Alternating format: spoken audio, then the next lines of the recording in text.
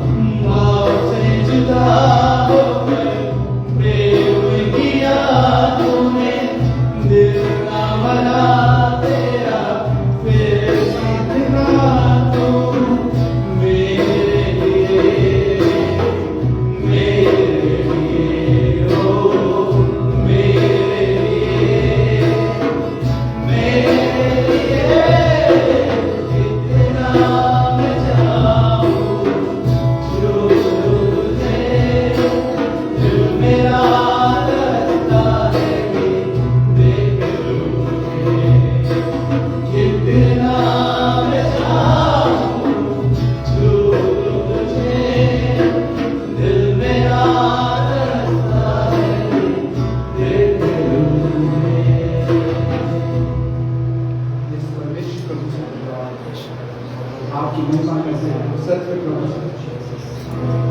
आप सब कोई भी आपके नाम की तारीफ करते हैं।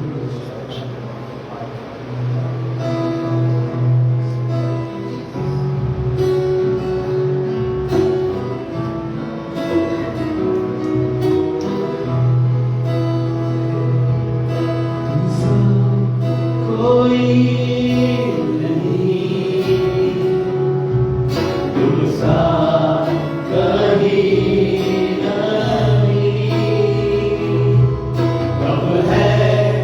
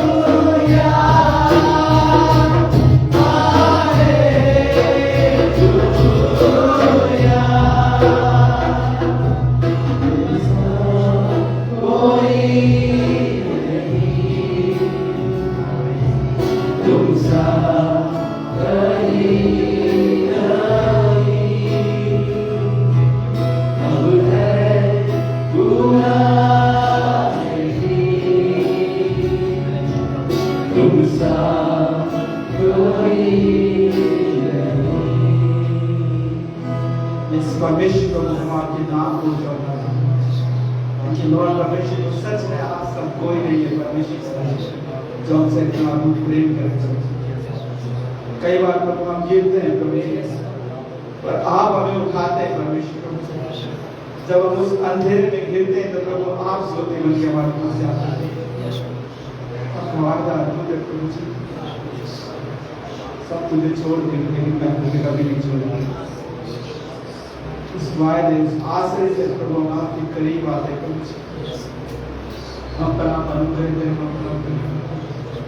धन्यवाद मेरे पिता से फैमिली सबको प्रभु आप छुए, अपने अनुग्रह बढ़ाएं प्रभु, अपने दया बढ़ाएं। धन्यवाद पिता जी, प्रार्थना प्रभु यीशु मसीह के नाम से मांगते हैं, आमीन। सभी को जय मसीह की। हम सब अपनी जगह पर बैठे हैं।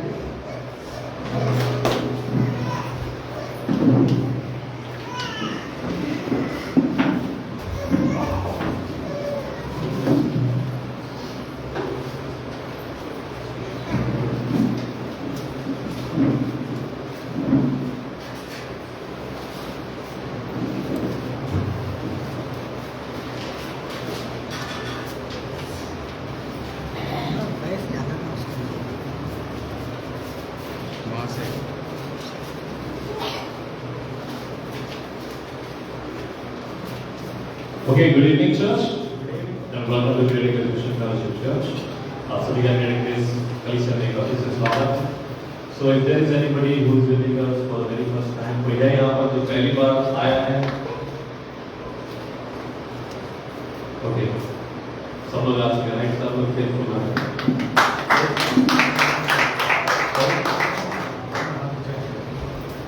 Yes, आपका नाम क्या? Okay, थोड़ा टाइम से स्वागत है।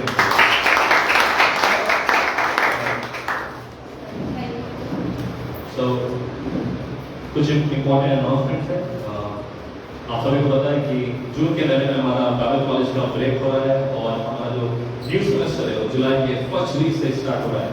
तो ये बहुत ही अच्छा मौका रहेगा आप सभी के लिए कि आप लोगों को परमेश्वर का वचन सीखने को मिलेगा। तो फर्स्ट वीक ऑफ जुलाई से हमारा जो BDS का कोर्स है, बैचलर इन थियोलॉजी, वो स्टार्ट हो रहा है। तो उसके लिए आप लोग साइन अप कर सकते हैं हमारे गिवन नंबर पर, और हमारे जो वॉलंटियर है यहाँ पर सौरभ रिलेशन से कांटेक्ट कर सकते हैं और अपना रजिस्ट्रेशन दे सकते हैं। रजिस्ट्रेशन फीस इसका 200 रुपीज़ है पर क्लास। ओके, तो ज्वाइन करिए इस क्लास को। और ये क्लासेस हो रही है MTC में दाराबाड़ी में शाम में 7 बजे मंगलवार को एंड थर्सडे को, एंड फ्राइडे को प्लान कर रहे हैं डॉक्टर शिव का ABD क्लासेस करने की। तो कीप दैट इन प्रेयर, आप लोग की प्रार्थना करिए, क्योंकि ये बहुत अच्छा मौका है जब आपको परमेश्वर के बारे में सीखने को मिलता है, बाइबल का अध्ययन सीखने को मिलता है। तो कीप दैट इन माइंड। और ये समय है ऑफरिंग का, तो मेरे साथ ओपन कर सकते हैं लेविविता की किताब, उसका पहला अध्याय और दूसरा वचन। So anybody has Hindi Bible can read? लेविविता की किताब पहला अध्याय और दूसरा वचन। इस्राएलियों से ये कहे कि तुम में से यदि कोई मनुष्य यहोवा के लिए पशु का चढ़ावा चढ़ाए तो उसका बलि पशु गाय, बैलों अथवा भेड़ बकरियों में से एक का हो। पहला अध्याय दूसरा वचन।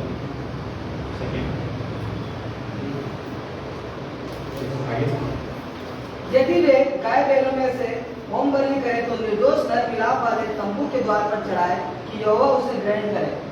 ओके, यहाँ पर जो कमांड दी गई है जहाँ ऑफरिंग के बारे में, परमेश्वर जो है जो लेवी लोग हैं, ठीक है, और वहाँ पे यहूदी लोग जो लोग हैं, उनको स्पेसिफिक गॉड कमांड दे रहा है कि जब तुम भेंट लेकर आओ तो तुम्हारे पास जो तुम्हारे व्यवसाय की चीजें हैं जिसका इस्तेमाल करते हैं। आज के ज़माने में हमारे पास नौकरियाँ हैं, राइट, जॉब कर रहे हैं लोग या बिजनेस चला रहे हैं, लेकिन पुराने ज़माने में उन लोगों का क्या बिजनेस होता था? उनके पास फ्लॉक्स होते थे, राइट, शीप्स होते थे, पशुपालन होते थे, राइट, फेलोज होते थे। तो वो चीज जो था उनका व्यवसाय का तरीका था। और परमेश्वर कहता है कि उसमें से क्या लेकर आओ, आपको क्या करना है, अपना 10% जो है चर्च को देना है, कलीसिया को देना है। कई बार हम सोचते हैं कि जब लेने के बारे में बात आती है कि जब मुझे रिसीव करना है, ग्रहण करना है, तो हमको बहुत अच्छा लगता है कि कोई हमें जब तोहफा देता है, गिफ्ट देता है, लेना पसंद करते हैं। लेकिन जब देने की बारी बात आती है तो हम थोड़ा हिचकिचाते हैं, सोचते हैं वो क्यों देना पड़ रहा है, मुझे मेरी सैलरी में से क्यों देना पड़ रहा है। लेकिन मैं आपको बता दूं, बाइबल में लिखा हुआ है मलाकी के 3रा अध्याय, तो जब हम 3रा अध्याय पढ़ते हैं, 10 वचन पढ़ते हैं, लिखा हुआ है कि परमेश्वर को परख के देखिए, परमेश्वर जो है स्वर्ग के झरोखे आपके लिए खोल देगा। अगर आप अपने जीवन में आशीष पाना चाहते हैं, परमेश्वर की ब्लेसिंग को अगर आप अपने जीवन में पाना चाहते हैं, तो संपूर्ण हृदय के साथ में देने की कोशिश करिए, दीजिए और परमेश्वर जो है उसको रिवॉर्ड देता है और आपके घराने में स्वर्ग के झरोखे खोल देता है। कई बार जब हम बीमार पड़ जाते हैं, हम नहीं देते हैं, डॉक्टर को दे आते हैं, राइट? जितना हमारा 10% नहीं जाता उससे ज्यादा हम किसको दे आते हैं? डॉक्टर को दे आते हैं, दवाइयों को दे आते हैं, इन सब चीजों को दे आते हैं। हम सोचते हैं कि हमारा जीवन का पालन हम खुद कर सकते हैं, नहीं, आप नहीं कर सकते। आपको परमेश्वर की जरूरत है। अगर आप परमेश्वर की ब्लेसिंग को लेना चाहते हैं तो आप देना सीखिए पैसे को, क्योंकि लिखा हुआ है कि जब आप दोगे तब परमेश्वर तो 100 गुना आपको लौटाएगा, आपको वापस देगा। अगर आप दे नहीं रहे तो आप परमेश्वर की आशीष से वंचित हो रहे हैं। परमेश्वर आपको देना चाहता है, इज वेटिंग फॉर यू, आपके लिए इंतजार कर रहा है, आपको देना चाहता है। लेकिन जब तक आप अपने विश्वास के कदम को उठाएंगे नहीं, राइट, और अपने व्यवसाय में से, अपनी मेहनत में से, अपनी कमाई में से ऑफरिंग नहीं देंगे, तब तक आपको आशीष से आप वंचित रहेंगे। इसलिए देना सीखिए, दीजिए, और जो आप देते हैं उसका काम आता है मिशन वर्क में। अभी हमारे ट्रैक स्प्रिंटिंग में और रिचेस में, मिशन फील्ड्स पर, तो प्लीज देना सीखिए। आमेन। आइए प्रार्थना करें। परमेश्वर का धन्यवाद देते हैं प्रभु एक बार फिर से पिता परमेश्वर, उन सभी के लिए पिता परमेश्वर जो अपनी मेहनत की कमाई से प्रभु अपना दशमांश प्रभु आपको देते हैं, अपना भेंट देते हैं, पेट मिशन देते हैं पिता परमेश्वर। हम प्रार्थना करते हैं प्रभु कि आपका स्वर्ग के हाथ उनके हाथ सरोवर बना रहे और उनके घर को पिता परमेश्वर स्वर्ग के झरोखे बोलते प्रभु में आशीषित करेंगे। इस प्रार्थना को यीशु के नाम से मांगते हैं, आमीन।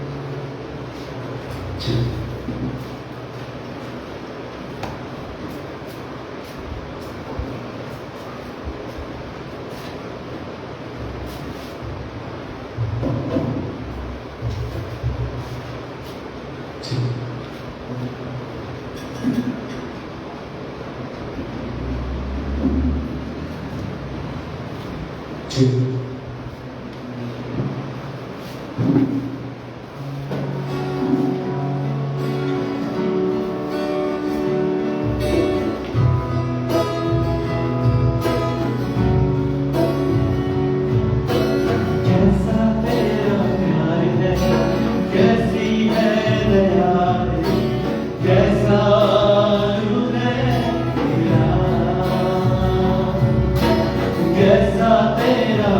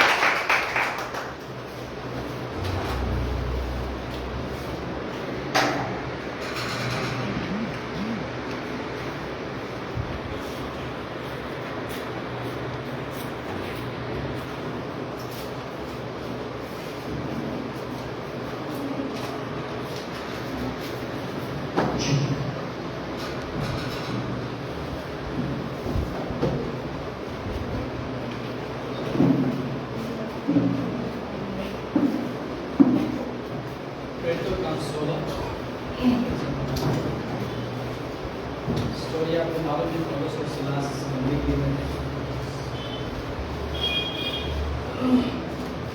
हालेलुया, सब लोग ठीक है? प्रभु की महिमा हो। धन्यवाद आने के लिए, स्वागत है। हमारे बीच में डिम्पल है, डिम्पल का भी स्वागत है।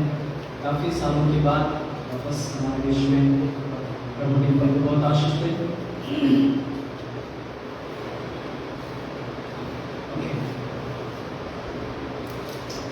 एक हमारे अंदर एक सवाल होता है,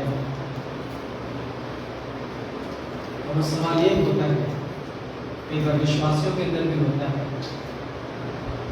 हम सब के अंदर होता है, सेवकों के अंदर भी होता है। और वो सवाल सब छोटा सा है, क्यों? ऐसा क्यों? हमारे जिंदगी में तूफान क्यों? हमारे जिंदगी में हालातें क्यों? हमारे जिंदगी में समस्या क्यों? हमारे जिंदगी में परेशानी क्यों? ये सवाल होता है हम सभी की जिंदगी में। हम विश्वासी हैं, प्रभु के साथ चलते हैं, और हम जानते हैं कि हम जिस परमेश्वर की आराधना करते हैं वो कोई साधारण परमेश्वर नहीं है। हम जिसकी आराधना करते हैं वो कोई साधारण परमेश्वर नहीं है। वो सर्वशक्तिमान परमेश्वर, वो सर्वव्यापी परमेश्वर, जिसके नाम से तूफान शांत हो जाते हैं, हालात बदल जाते हैं। हम जानते हैं हम उस परमेश्वर की आराधना करते हैं, लेकिन हमारा अंदर सवाल आता है कि फिर भी क्यों? और परमेश्वर का वचन मत्ती के 11:28 में आके कहता है कि थके मांदे बोझ से दबे लोगों मेरे पास आओ। एक्चुअली थकावट क्या है? ये बोझ क्या है? ये बोझ क्या है? हम सभी की जिंदगी में एक बोझ है। वो बोझ बीमारी हो सकती है, वो बोझ फाइनेंशियल कंडीशन हो सकता है, वो बोझ मेरे बच्चों का फीस हो सकता है, वो बोझ मेरे बच्चों की पढ़ाई हो सकती है, वो बोझ मेरे परिवार की बेरोजगारी हो सकती है, वो बोझ मेरे घर का रेंट हो सकता है, वो बोझ मेरे गाड़ी का पेट्रोल हो सकता है, वो बोझ मेरे घर का राशन हो सकता है, बहुत सारी चीजें बोझ। और शैतान इसी परिस्थितियों में हमें रखता है कि हम उससे बाहर नहीं निकल पाए। हमारे सोचने और समझने की जो क्षमता है वो क्षमता को कंट्रोल करता है, उस क्षमता को क्या करता है? कंट्रोल करता है कि उस क्षमता से बढ़ के आप नहीं सोचें। हम कई बार आउटरीच करते हैं, लोगों से बातचीत करते हैं, सुसमाचार सुनाते, लोग सुनना नहीं चाहते। बोझ है, चिंताएं हैं, प्रॉब्लम्स है, बीमारी है, हालातें हैं, लेकिन हम सुनना नहीं चाहते। लेकिन यीशु यहां पे कहते हैं कि अपना जो चिंताएं हैं, आपकी जो हालातें हैं, मेरे ऊपर डालो। ये व्यक्तिगत यीशु मसीह बात करते हैं, व्यक्तिगत एक रिलेशनशिप, एक व्यक्तिगत पिता और पुत्र से बातचीत चल रहा है कि अपनी जो चिंताएं हैं, अपनी जो हालातें हैं, जो अपनी समस्या है, वो मुझे दे दो। कई बार हम अपने परमेश्वर से व्यक्तिगत हम जब बातें करते हैं, व्यक्तिगत उसके साथ हम रिलेशनशिप, व्यक्तिगत संगति में जाते हैं, तो हम उसके उस बातों को समझ पाते कि परमेश्वर मुझसे क्या चाहता है और हम परमेश्वर से क्या चाहते हैं।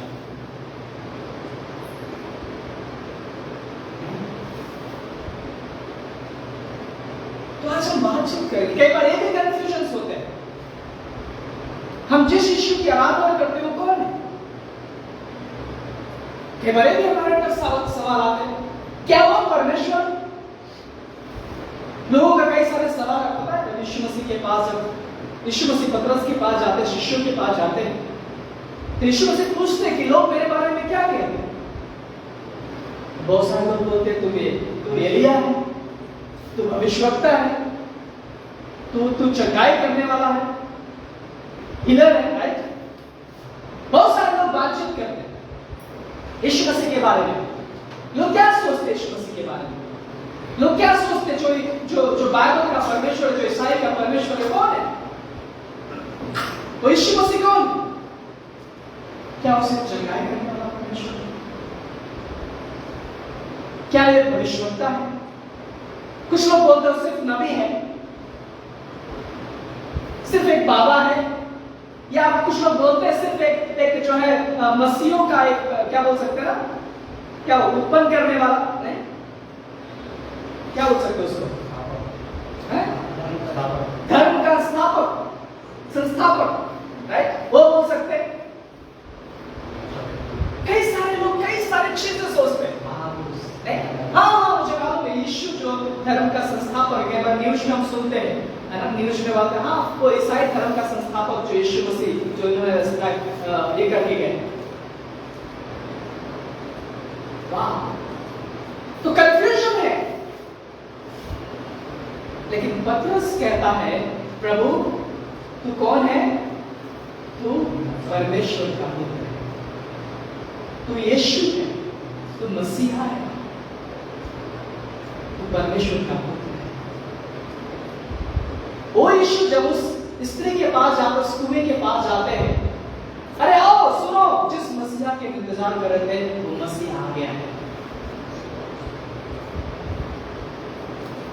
वो मसीहा जो अनंत से है, वो मसीहा जो सृष्टि के पहले से है, उस मसीहा के बारे में बात करते हैं। वो मसीहा जो आदम और हव्वा को बनाया, जो सृष्टि को बनाया, उस मसीहा के बारे में बात करते हैं।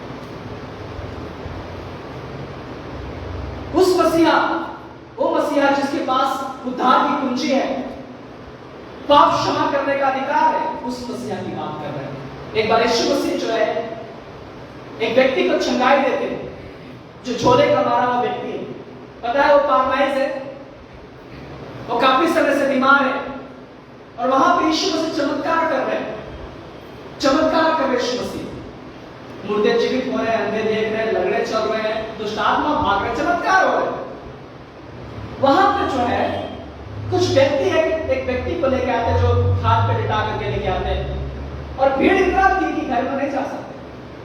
तो उन्होंने क्या किया, ऊपर का जो खपड़ेल होता है, ऊपर का जो छत होता है, उसको उखाड़े और ऊपर से उन्होंने रस्सी बांध करके नीचे उतारा उस व्यक्ति को जो पैरालाइज था। और यीशु ने उस व्यक्ति को बोला अपना घाट उठाओ चल, और चलने लगा। व्यक्ति चलने लगा, जो काफी सालों से जो घाट पे पड़ा हुआ था, वो चलने लगा। ये मिरेकल, ये चमत्कार हम देखते हैं, लेकिन ये चमत्कार हमें अचंभित कर देता है। ये चमत्कार हमें अचंभित, कई बार तांत्रिक का चमत्कार या डॉक्टर का चमत्कार उतना अचंभित नहीं करता है, लेकिन ये चमत्कार अचंभित कर देता है। डॉक्टर का चमत्कार से अचंभित क्यों नहीं करता? कई बार क्योंकि अरे हमने तो इतना पैसा लगाया, लाख रुपए लगाया, इससे तो जान बचा। कभी ये नहीं बोलता डॉक्टर ने बचाया, बोलता ऐसे कभी लाख रुपए लगाया मैंने उसके लिए, इतने लगाया मैंने तब बचा। तांत्रिक को क्या बोलते हैं? मैंने पूजा किया है, मैंने पैसा लगाया है, मैंने हवन करा है, इसलिए तो बचा। कि जब यहाँ पे हम कुछ नहीं लगाते हैं और जब चमत्कार देखते हैं तब बोलते वाह, ये चमत्कार मैंने कभी नहीं देखा। आज से कुछ सालों पहले चमत्कार मैंने मेरे आंखों से देखा। कई सारे लोग मैंने देखा कि खाट में पड़े रहते थे और परमेश्वर को चंगाई देते थे। हम प्रार्थना करते थे, उनको चंगाई देते। एक लड़की थी, उस दुष्टात्मा से इतनी ग्रसित थी कि उन्होंने बहुत कुछ किया। यूपी उत्तर प्रदेश की बात है, बहुत इलाज करवाया, वो पागल मेंटल हो गई थी वो, और उसको पूरा बाल मुड़ा दिया गया था, पूरा टकला बना दिया था लड़की को, और गाली देती थी, चिल्लाती थी सबको।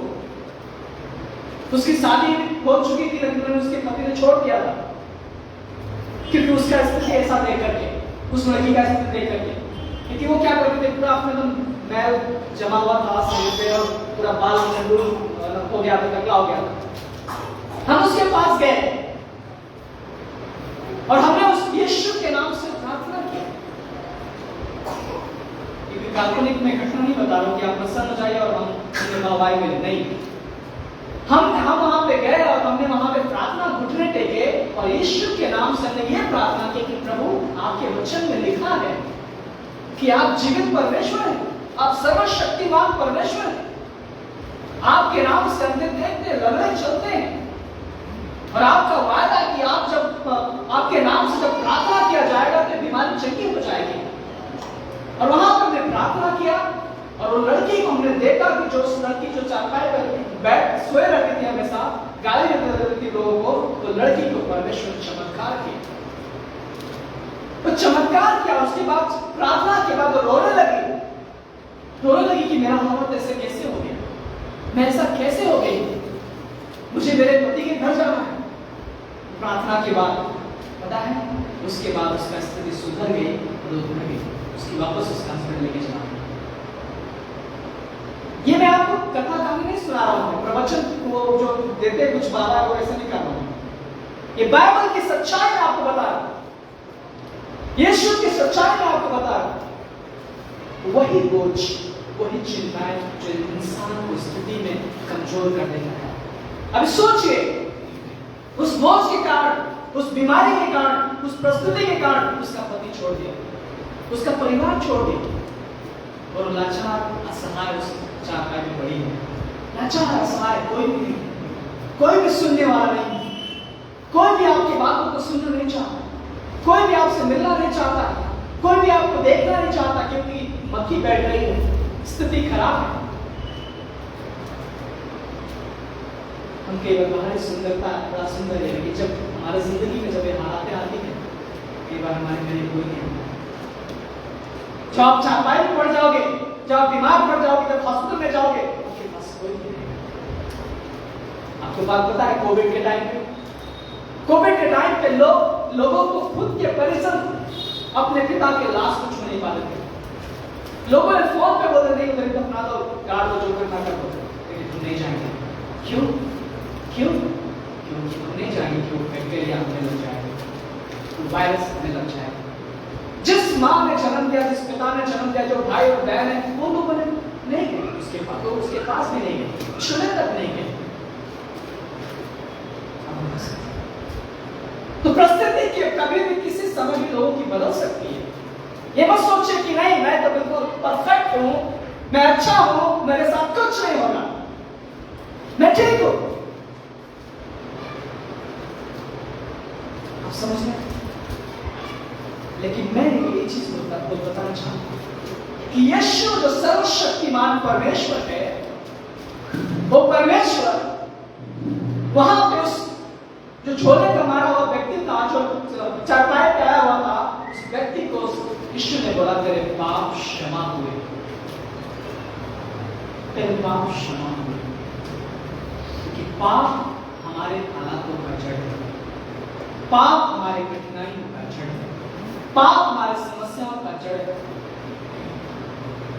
और यीशु कहते हैं कि वो जो पाप है, उस पाप को मैंने आज से 2000 साल पहले अपने ऊपर क्रूस पे ले लिया, उस बोझ को मैंने ले लिया। अब तुझे क्या करना है? सिर्फ विश्वास करना है। उस बोझ को यीशु ने ले लिया। वो अशांति जो थी, जो तकलीफें थी, जो बीमारी थी, जो पाप का बोझ था, जो चिंताओं का बोझ था, जो डिप्रेशन का बोझ था, यीशु ने अपने ऊपर ले लिया, क्रूस पे ले लिया। आज से 2000 साल पहले क्या एक आदमी है? वो जीवित परमेश्वर, वो सर्वशक्तिमान परमेश्वर, उसने क्रूस पे ले लिया अपने आप हमारे पाप के बोझ। और परमेश्वर यह कहना चाहता है कि अब तुम उस बोझ से आजाद हो। अब से तुम उस पाप से, डिप्रेशन से, उस बीमारी से आजाद हो। बस क्या करना है? विश्वास करना है कि यीशु ही एकमात्र परमेश्वर है जो मेरे लिए क्रूस पे जान दिया। पौलुस और सिलास जेल में है। एक प्रभु के दास थे, पौलुस और सिलास जिसका नाम है, वो जेल में है, उन्हें बंद कर दिया गया है। लेकिन तुम किधर दाग रहे हैं? किधर देख रहे हैं? यीशु की ओर देख रहे हैं, उस क्रूस की ओर देख रहे हैं। वो अपने हालातों की ओर नहीं देख रहे। यीशु नहीं चाहते कि हम अपने हालातों की ओर देखें। यीशु चाहता है कि हम क्रूस की ओर देखें, यीशु की ओर देखें, जो हमारा सैवियर है, जो हमारा उद्धार करता है, जो हमारा परमेश्वर है, जो आपका परमेश्वर है। आप उसकी ओर देखें जिसने आपको बचाया है। फिर आपके पास जो क्यों सवाल है, जो क्वेश्चन मार्क है कि मेरे जीवन में ऐसा क्यों होता है, वो आपका क्वेश्चन मार्क बदल जाएगा, वो हट जाएगा जब आप यीशु की ओर देखेंगे। हम कई बार क्या करते हैं? हम यीशु की ओर ना देख करके हम हालातों की ओर देखते हैं। हम देखते हैं कि हमारा फैमिली कैसे चलेगा, हम देखते हैं कि हमारे परिवार की कंडीशंस कैसे समझेंगे, हम देखते हैं मेरा बीमारी कैसे सॉल्व होगा, हम देखते हैं मेरे बच्चों का फीस कैसे सॉल्व होगा, हम देखते हैं मेरे घर में बेरोजगारी कैसे सॉल्व होगा, हम देखते हैं हमारे घर में जो समस्या है अशांति को कैसे सॉल्व होगा, हम देखते हैं अपने पति पत्नी के रिलेशनशिप को कैसे सॉल्व करें, हम देखते हैं अपने फैमिली रिलेशनशिप को कैसे सॉल्व करें, हम देखते हैं कि हमारी चिंताओं को कैसे सॉल्व करें। हम खुद से, क्योंकि हम क्या करते हैं, हम उस माहौल से आए हुए हैं, उस संसार से आए हुए हैं, इसलिए उस माहौल में हम खो जाते हैं। जैसे संसार करता है, संसार करता है कि मैं चिंता हूं, डिप्रेशन में हूं, तो मुझे किसी बाबा के पास जाने की जरूरत है। मैं किसी डिप्रेशन में हूं तो मुझे किसी से हाथ दिखाने की जरूरत है। मैं डिप्रेशन में हूं तो मुझे मेडिकल चेकअप कराने की जरूरत है। मैं डिप्रेशन में हूं तो मुझे व्रत रखने की जरूरत है। मैं डिप्रेशन में हूं तो मुझे यात्रा करने की जरूरत है। कई बार पता है डॉक्टर कहते हैं, जब आप डॉक्टर के पास जाएंगे तो बोले क्या प्रॉब्लम है? आजकल डिप्रेशन वाले बहुत ज्यादा पेशेंट जाते हैं। क्या प्रॉब्लम है? डिप्रेशन, चिंताएं नींद नहीं आ रही। एक ही चीज बोलते हैं, तो हंसा करिए। अरे भाई, नहीं हंसने की वजह से तुमको नींद नहीं आ रही, वही तो चले गए उनकी। अगर वो हंसते रहते, खुश रहते, तुम्हारे पास क्यों आते? तो थोड़ा हंसा करिए, थोड़ा गार्डन में घुमा करिए। अरे भाई, वही तो समस्या है। थोड़ा सा अच्छा माहौल में रहिए, थोड़ा सा गीत संगीत सुनिए। अरे गीत संगीत उनको काम नहीं लग रहा, गीत संगीत कैसे सुनेंगे? वही तो समस्या है उनकी। परिवार से थोड़ा सा अच्छा से रखिए। अब सोचिए डॉक्टर साहब, अगर ये सारा चीजें मैं करता तो मुझे आपके पास डिप्रेशन के मेडिसिन नहीं चाहिए था। समझ रहे हैं? यही चीजें हैं जो हमारे पाप का जड़ है, जो हमारा बोझ है, अशांति हमारा बोझ है, यही हालात में हमारा बोझ है। और इसको हम कैसे सॉल्व करेंगे? आपके पास उद्धार करता है, और उद्धार करता बोलता है मेरे पास आओ, अपनी सारी चिंता बोझ मुझ पर डाल दो। उद्धार करता बोलता है मेरी ओर देखो। हम कई बार हमेशा पढ़ते उस वचन को, नहीं कि तूफान आया, यीशु मसीह ने तूफान को शांत किया। कई बार शिष्य लोग यीशु के साथ चल रहे थे, चमत्कार देख रहे थे, मुर्दों को जिंदा होते हुए देख रहे थे, अंधों को देखते हुए देख रहे थे, सब कुछ देख रहे थे वो लोग, सब कुछ देखता। और उस लोगों को यीशु ने बुलाया, और सोचो पता क्या हुआ? उस तूफान में तो लोग तूफान की ओर देख रहे थे। यीशु है पास में, लेकिन यीशु की ओर नहीं देख रहे, तो तूफान की ओर देख रहे। और तूफान उन्हें डरा रहा है, हम डूब रहे, प्रभु हम डूब रहे। चिंताएं हमें डराता है, हालातें हमें डराती है, परिस्थितियां हमें डराती है, लेकिन यीशु का वचन कहता है मेरे पास अपनी सारी चिंता बोझ मुझ पर डाल। हम उस स्टोरी में जाते हैं जहां पर और उस सिलास है, जेल बंद है, बढ़िया लगी हुई है हाथों पैरों में। अब सोचिए उनको क्या दिखाई दे रहा है, कैसे बाहर निकला जाए, कैसे यहां से बचाया जाए, कैसे बचे जाए। टेंशन में है, निराश है, वो लोग रो रहे हैं। नहीं, तो लोग क्या कर रहे हैं? गाना गा रहे, वो लोग गाना। उन्हें किसी डॉक्टर ने सलाह नहीं दिया, किसी ने सलाह नहीं दिया था कि ये काम का जब तुम्हें से परिस्थिति हो रहा है तो तुम गाना गाना, आराधना करना। नहीं, उन्हें यीशु दिखाई दे रहा, वो यीशु पतरस को और उसको याद है, वो यीशु जो कहता था, ए साउल साउल मुझे क्यों सता रहा है? साउल उस समय सोचा मैं किसको सता रहा हूं? प्रभु मैं कब सताया आपको? साउल कहता है तुम मेरे लोगों को सताता है, यीशु कहता है मेरे लोगों को सताता है, मुझे सताता है। यानी वो समझ गया कि अगर हम यहाँ पे तकलीफ में हैं, इसका मतलब यीशु तकलीफ में है। हालेलुया, यीशु तकलीफ में, अगर मैं तकलीफ में हूँ यानी यीशु तकलीफ में है, तो हमें यीशु की ओर देखना है। यीशु मुझे छुड़ाएगा, ये मुझे तो बंद किए, जेलर की ओर देखूंगा तो पता चला कि और भी चार्ज ठोक देगा मेरे तरफ। और बेड़ियों की ओर देखूंगा तो मैं निराश हो जाऊंगा। इसलिए मुझे यीशु की ओर देखना है। क्या आप हालातों में यीशु की ओर देखते हैं? क्या अपने परिवार की चिंताओं में यीशु की ओर देखते हैं? क्या अपने समस्याओं को यीशु की ओर निहारते हैं? क्या अपने समस्याओं को खुद से हैंडल करने की कोशिश करते हैं या यीशु की ओर डालते हैं?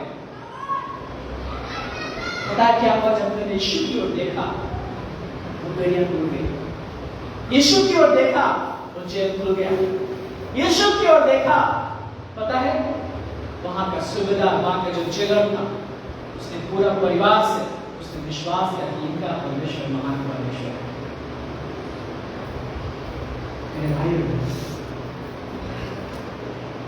हमें किधर देखना है?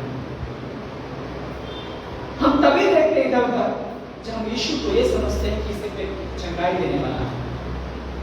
हम तभी इधर उधर देखते जब यीशु को ये समझते कि एक भविष्यवक्ता है। हम तभी इधर उधर देखते जब यीशु को सोचते कि नबी है। पता है शैतान अपनी जिंदगी में काम करता है कि वो यीशु से दूर नहीं। शैतान लोगों को कंट्रोल करता है। शैतान आपके ऊपर इतनी बोझ डालता है चिंताओं का, परिस्थितियों का, कि आप सोचो नहीं यीशु के बारे में। आप सोचना बंद करो यीशु के बारे में। यीशु परमेश्वर का वचन कहता है कि मेरी रोटी। दो व्यक्ति थे, एक ने रेत पे घर बनाया और एक ने चट्टान पे बनाया। बाढ़ आई और चट्टान का घर बच गया, लेकिन रेत का घर गिर गया। रेत क्या है? हमारी चिंताएं। रेत क्या है? हमारा बुद्धि, हमारी समझ, हमारी टेक्निक, हमारा विचार, हमारी सोच। लेकिन चट्टान क्या है? यीशु मसीह। मैंने यीशु पे भरोसा किया, इसलिए मैंने चट्टान पे घर बनाया। मैंने यीशु पे भरोसा किया, इसलिए मेरा भरोसा यीशु पे है। मेरे परिवार का भरोसा यीशु पे है। इस कलीसिया का भरोसा यीशु पे है। क्या आपका भरोसा यीशु पे है? क्या आपका भरोसा यीशु पे है? क्या आप हालातों की ओर देख रहे हैं, यीशु की ओर देख रहे हैं? अगर आप यीशु की ओर देख रहे हैं, यीशु कहता है आपकी सारी चिंता को उस पर डाल दो। अगर आप यीशु की ओर देख रहे हैं, यीशु कहता है मत डर, मैं तेरे साथ हूं। अगर आप यीशु की ओर देख रहे हैं, तो यीशु कहता है मैं तेरा चरवाहा हूं, मैं तुझे कभी नहीं छोड़ूंगा और कभी नहीं त्याग दूंगा। अगर हम यीशु की ओर देख रहे हैं, दाऊद जब अपनी परिस्थितियों से भाग रहा था, हालातों से भाग रहा था, तो यीशु की ओर देख रहा था। इसलिए भजन संहिता लिख रहा है, भजन संहिता 23 की, यहोवा मेरा चरवाहा, मुझे कुछ घटी नहीं होगी। मुझे मालूम है मुझे कुछ घटी नहीं होगी, क्योंकि मेरा चरवाहा यीशु है। मुझे मालूम है कुछ घटी नहीं होगी, कि मेरा जरूरतों को पूरी करने वाला यीशु है।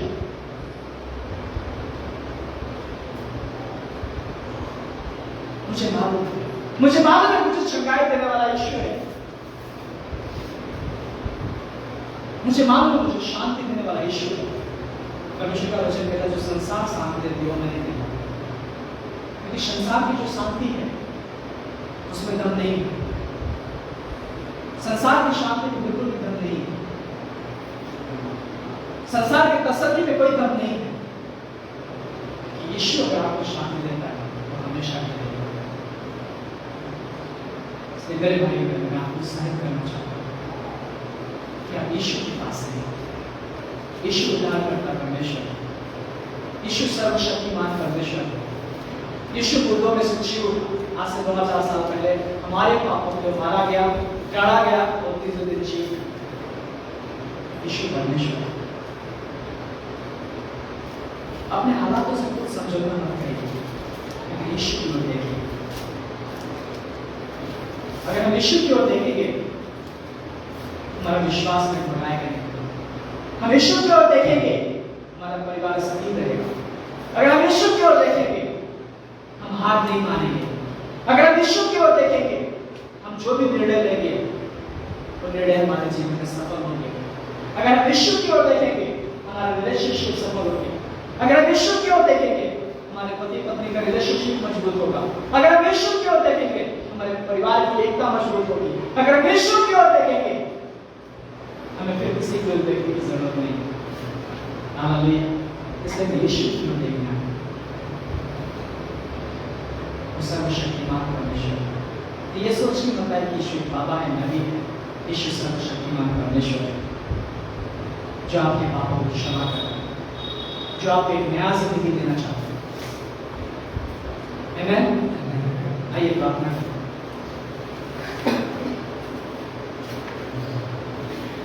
अगर आप यहाँ पे नए लोग हैं और नहीं जानते कि यीशु मसीह कौन है, तो मेरे पीछे प्रार्थना कर सकते हैं।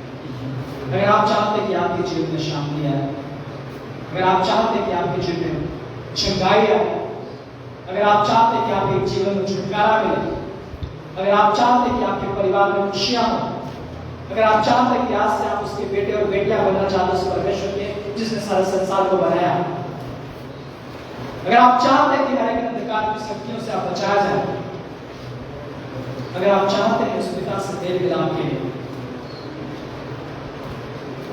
अगर आप चाहते हैं कि मरने के बाद में अनंत जीवन मिले, अगर आप चाहते हैं कि वो आपका दोस्त बने, अगर आप चाहते हैं कि आपके जीवन में हर एक निर्णय उसकी ओर से हो, तो प्रार्थना करें, यीशु मैं अपने आप को नहीं बचा सकता, मेरे दान धर्म या मेरे कर्म मुझे नहीं बचा सकते, मुझे आपकी जरूरत है, मुझे आपकी जरूरत है। आप मेरे पापों को क्षमा कीजिए। धन्यवाद जो आज से 2000 साल पहले आप हमारे लिए इस दुनिया में आए। आप कोई नबी नहीं, भविष्यवक्ता नहीं, लेकिन आप परमेश्वर की बेटी, सर्वशक्तिमान परमेश्वर इस दुनिया में आए हमारे लिए, हमारे पापों के लिए। प्रभु हमारे पापों को क्षमा कीजिए। धन्यवाद जो क्रूस पे आप मारे गए हमारे पापों के लिए और गाड़े गए, तो तीसरे दिन जिंदा हो गए।